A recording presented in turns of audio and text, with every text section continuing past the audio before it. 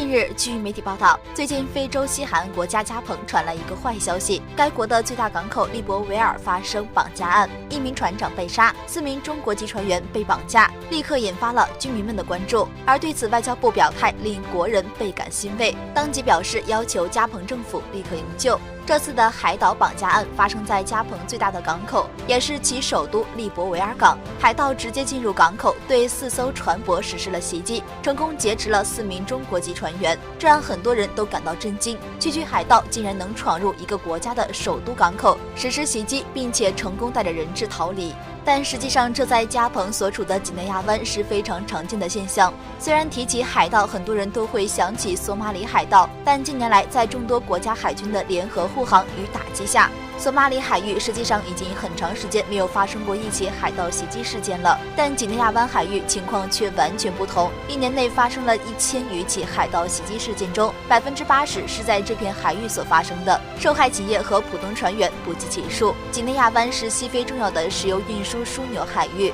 这里的石油主要供给欧洲国家使用，其他国家船舶很少到访这一海域，因此相比世界石油命脉索马里，这里的关注度自然更少，商船与运输舰能获得的军舰护航自然就更少。虽然中国也派出军舰在此巡航护航，但数量终归不够，而几内亚湾沿岸的国家基本都较为贫穷，自然催生铤而走险之人，这就造成了几内亚湾海域海盗盛行的情况发生，才导致了这次袭击事件的发生。因此，加蓬官方虽然可以快速找到这些海盗，解救被绑架人质，但根源没有解决的话，日后还是会有不同国家的船只与船员被海盗劫持。要想根本上解决这些问题，各国除了派出军舰前往加蓬附近海域巡逻，为商船提供护航之外，还需要协助几内亚湾沿岸国家发展，协助其国内经济发展，让这些国家富裕起来，才能彻底根治这一地区的海盗问题。毕竟没有人会在生活富裕的情况下选择铤而走险。总的来说，这次中国船员被劫持，外交部的回应固然让国人倍感欣慰，